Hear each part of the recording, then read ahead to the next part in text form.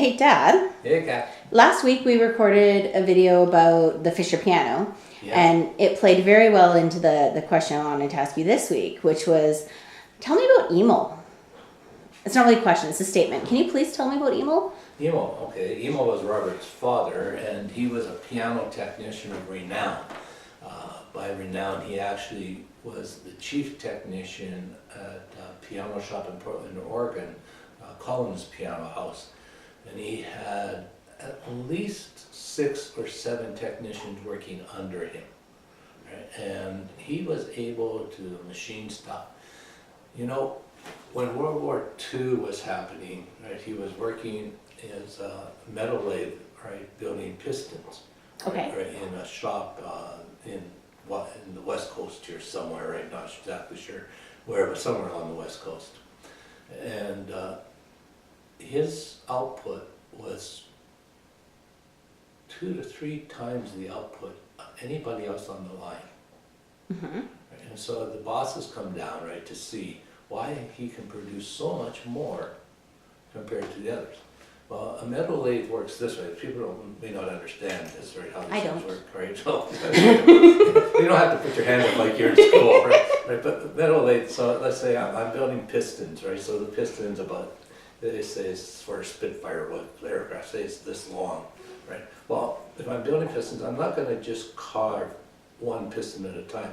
I'm going to take one and I'm going to put it here, I'm going to put another block here, put another block here, another block there. And so these blocks would be made out of solid metal. Yeah. Right, you know, solid steel or whatever the composite was. Probably weighed close to 60 pounds, right, of material. And they have to be lined up and then put into place into the jig. So that they match together. Exactly, and then you go down to the end of it and you spin this thing, and on the master one, right, then you run, and as you're running this one here, it cuts, and it keeps cutting the metal until you get these beautiful round pieces off of it. Well, what Emil was able to do, right, is instead of bringing down the hoist and the chains and stuff and lining it up, right, to get these blocks, right, into the chuck, Yeah. right, he was able to take the block, hold it in his arm, So strong man. right, and then put it in. Piano tuner. Very strong man. Right. You got the strength. Pianos and Yeah. pianos. He was chipping pianos in the Wurlitzer factory, right, for years, right, He was whatting pianos? chipping the pianos. Chipping? Chipping, yeah. Like so, through a wood chipper? No, not through a wood chipper. Right, so when you chip a piano in tune, basically what it is, you're not doing the fine tuning, you're bringing the strings up to tune, right, and there's no hammers or anything on it. The piano is just sitting there, right, so you're basically chipping the string. Oh, I get like it. a pick. Yeah. Right, so anyway, that kind of stuff.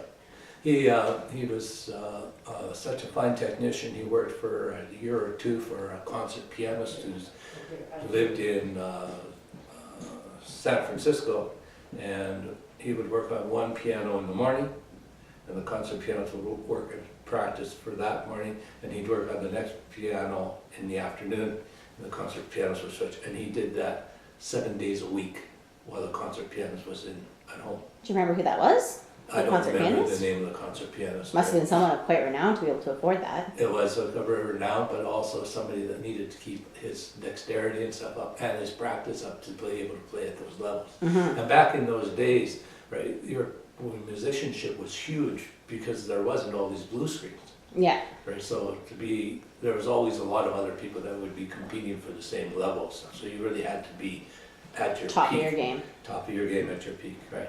Or he would also be tuning the piano in the saloon, right? I know he went to the saloon to tune the piano, had to repair a couple of keys where the bullets went through the end of the key block. Because Emil was born in 1898. Yes, I believe it was Edith was 1898. What, 10 years? No, yeah, 18. In the 1890s, right is when he's born. Boy, that goes back now. Yeah. He's been gone a long time. Yeah. Ashes spread out here at Charlotte Lake in the north here, right? Anyway, right, that's where Edith is too. That's his wife, right? So there you go. A little bit of information about Emil, right? He also used to drive a really fast car, Porsche Supra. Oh. Right, that when he was working from the Collins Piano House and living in Vancouver and going back and forth to work.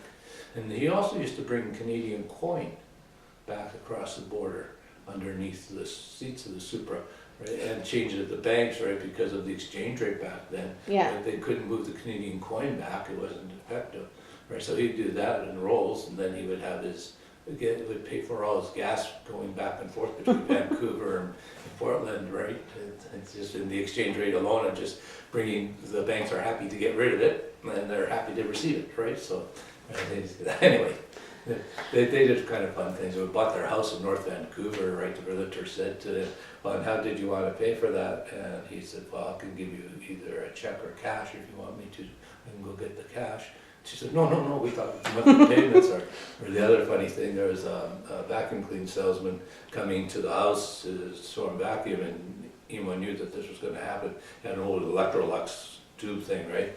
And this guy comes in with his vacuum cleaner and showing it, this is in Portland, showing how much it sucks up and this new technology. And Emo said, well, that's not very good. And he plugs in his old Electrolux, and it zooms into power, like lots and lots of zip, and the guy just sucks the carpet right off of the floor. Right?